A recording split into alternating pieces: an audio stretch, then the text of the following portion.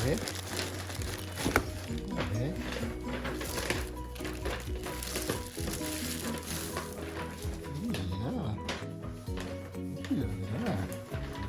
Lala. Uy, sira. Shit. Yak yung ano. Yak yung ano. It's red. Sige. So. Yo. Okay, it's close. Unboxin natin ito mamaya. At may lip ring. Clarify peel off mask. Paano ginagamit to? Okay. Oh, ich habe schon wieder Gutscheincode. Ha! 10%. Nächste Bestellung. 10% on your next order. Okay.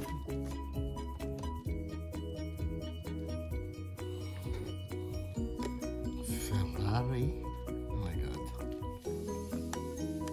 Buksan na natin mga quiz.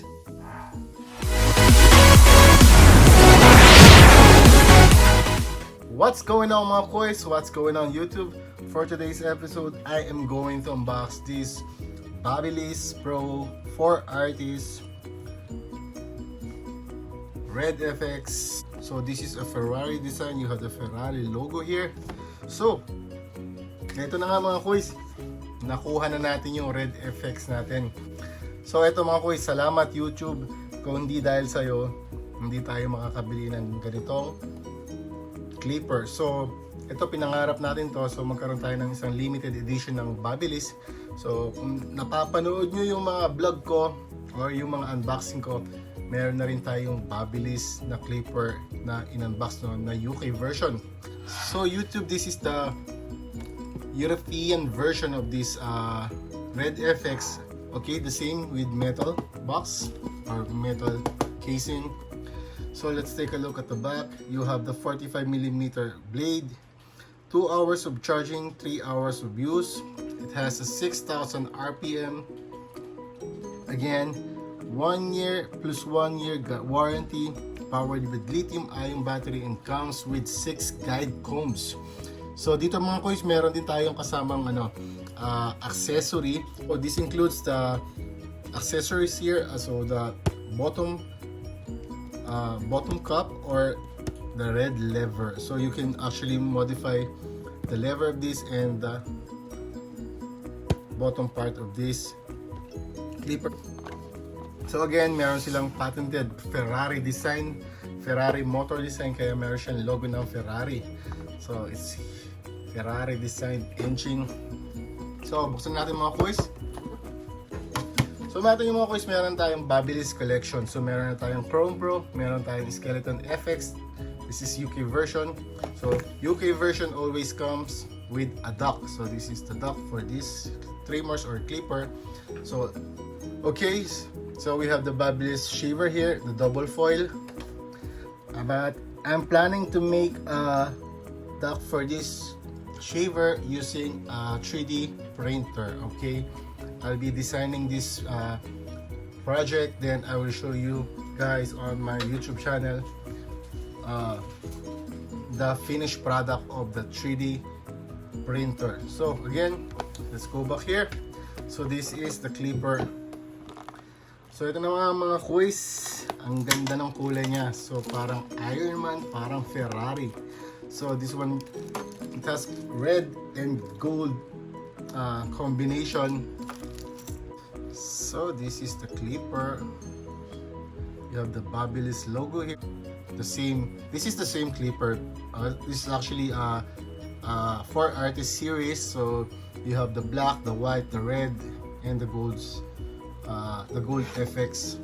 So again, this is a European version. So as you can see here, the blade it's actually a taper blade, but it's not the same as the US version with the logo BaByliss and the look-alike Wahl taper blade look-alike. So this is the blade. You have the hex screws here, and this is actually made in China. Every BaByliss product is made in China, of course designed in US or in Europe, I don't know. So this is the golden lever, comes with the same clicks, and you have this. Okay, so it has a black cutter blade. I don't know if this is ceramic, but I think it's a metal. I don't know. I have to read the description of this, so I will know.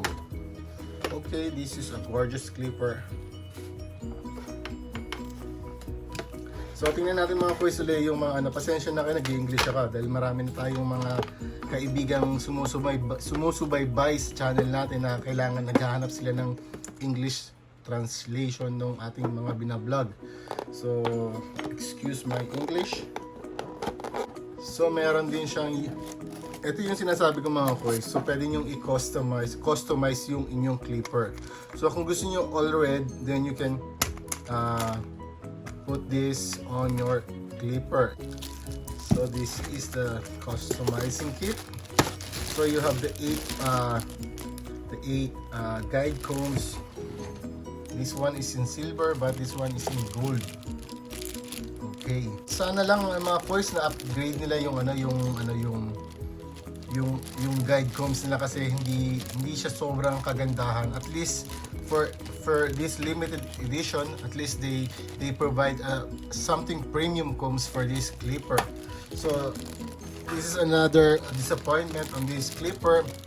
So BaByliss, if you are listening, please release some limited edition clipper with a premium guide combs. So again, what's the difference between European version and US version? Actually, I don't know. I don't even have a US version. That's why I ordered this, because all I thought is I will get the US version. But again, European marketing is another issue. I mean, it's not an issue, but they have other strategy in compared to US. I want to experience the US version. The US version blade, because I'm having trouble with this blade, so using wall guard combs.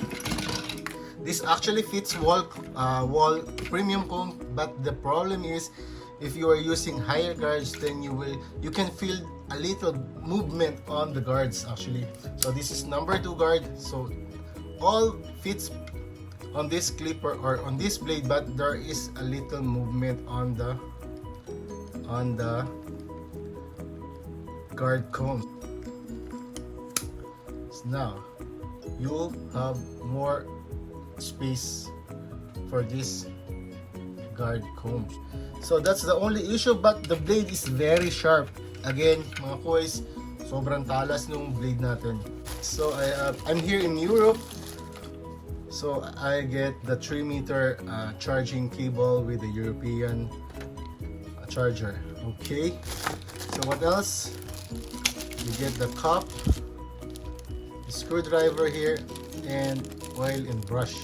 This is the BaByliss Chrome Pro, which is released early, I don't know when. So both of these are all metal body.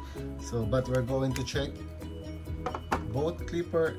So the Chrome Pro weighs 383 grams and the red one is 373. You have the difference here. This is only with sticker. Okay, this sticker is already in, and you have this printed on the body. Okay, the same in height, the same form in lever. Okay, everything is just the same. It's only the color. Same motor, same body, different in color, but this one will fit on this dock. So, taran, it's not charging. Okay. So again, this is not charging because of this space here at the bottom. You have space here, so the contact doesn't touch the two charging port here. And compared to this is a very flat, so you have direct contact on these two charging port here. So before we end this video, I want to make a run test of this clipper. Let's compare this to my old BaByliss. Okay, so this is the run test of this clipper.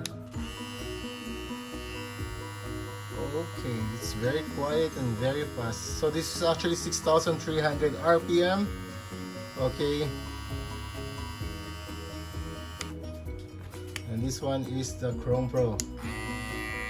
So this is very much or pretty much louder than the Red FX. Okay, this is the Red FX and this is the Chrome Pro.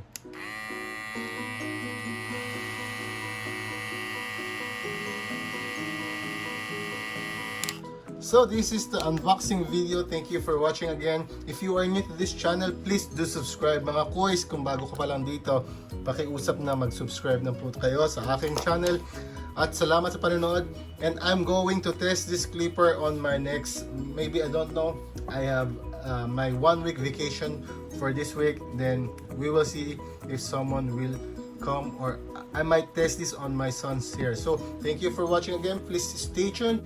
Stay safe mga koys and stay safe everyone. So again, Sampitz the Hobby Barber signing out. God bless all.